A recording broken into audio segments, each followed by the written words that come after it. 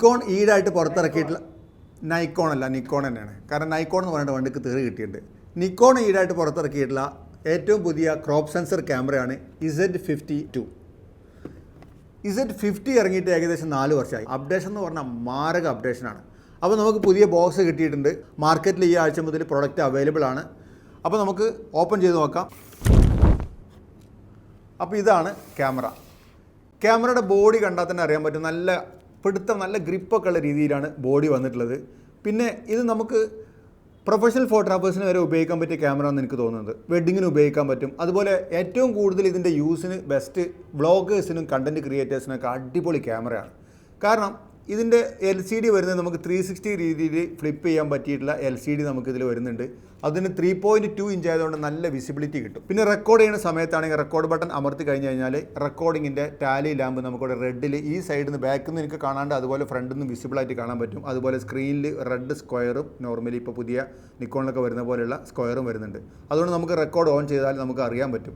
അതുപോലെ തന്നെ record on ചെയ്യുന്ന സമയത്ത് നമുക്കിവിടെ ടൈമർ പോലെ വർക്ക് ചെയ്തിട്ട് ആ ടൈമർ ഓൺ ചെയ്തിട്ട് സെൽഫി ഒക്കെ എടുക്കുന്ന സമയത്ത് ടൈമർ ഓൺ ചെയ്തിട്ട് ആണ് റെക്കോർഡ് സ്റ്റാർട്ട് ചെയ്യുന്നത്. അതുപോലെ ഇതിലേക്ക് വരികയാണെങ്കിൽ ഇതിൻ്റെ പിക്ചർ കൺട്രോൾ, നമ്മൾ വീഡിയോയും ഫോട്ടോ ഒക്കെ എടുക്കുന്ന സമയത്ത് നമുക്ക് പിക്ചർ കൺട്രോൾ, അതായത് വിവിധ തരത്തിലുള്ള കളറുകളുണ്ടല്ലോ, വിവിഡ്, പോർട്രേറ്റ്, ലാൻഡ്സ്കേപ്പ് എന്ന് പറഞ്ഞിട്ട് ഏകദേശം 30-32 രീതിയിലുള്ള പിക്ചർ പ്രൊഫൈൽ ഇതിൽ അവൈലബിൾ ആണ്. ജസ്റ്റ് ബട്ടൺ നെക്കിയിട്ട് വെറുതെ ഡയൽ തിരിച്ചു കഴിഞ്ഞാൽ നമുക്ക് ഏത് കളർക്ക് വേണമെങ്കിലും പെട്ടെന്ന് കൊണ്ടുപോയിട്ട് നമുക്ക് ഷൂട്ട് ചെയ്യാൻ പറ്റും. അത് വലിയൊരു കാര്യമാണ്.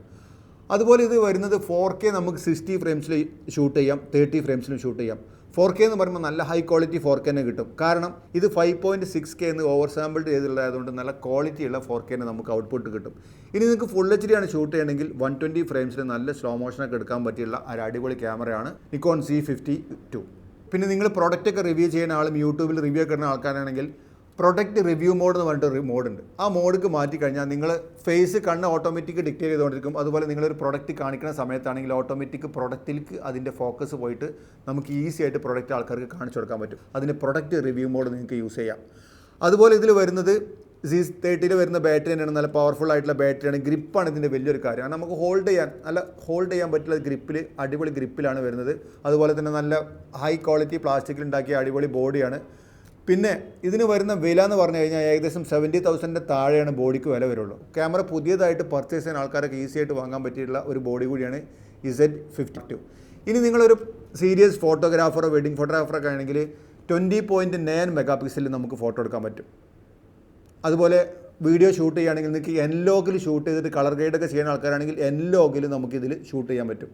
അതും ഈ പ്രൈസിലുള്ള ഒരു ക്രോപ്പ് സെൻസർ ക്യാമറയുടെ വലിയൊരു കേപ്പബിലിറ്റിയാണ് N-Log ഷൂട്ട് ചെയ്യാന്ന് പറഞ്ഞാൽ. ഈസി ആയിട്ട് നമുക്കിതിൽ N-Log ഷൂട്ട് ചെയ്യാൻ പറ്റും.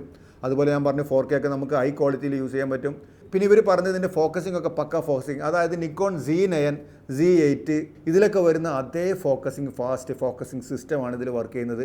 പിന്നെ ഇതിൻ്റെ പ്രൊസസ്സർ എന്ന് പറഞ്ഞു കഴിഞ്ഞാൽ Expeed 7 പ്രൊസസ്സറാണ്. അതുകൊണ്ട് തന്നെ നമുക്ക് ഹൈ സ്പീഡായിട്ടുള്ള ഷൂട്ടിങ്ങും പെട്ടെന്ന് തന്നെ എന്താ പറയുക റെക്കോർഡിങ്ങും കാര്യങ്ങളൊക്കെ ചെയ്യാൻ പറ്റിയിട്ടുള്ള Z9 Z8 വരുന്ന അതേപോലത്തുള്ള Expeed 7 എന്ന് പറഞ്ഞ ഹൈ സ്പീഡ് പ്രൊസസ്സറും കൂടെ വരുന്നുണ്ട്.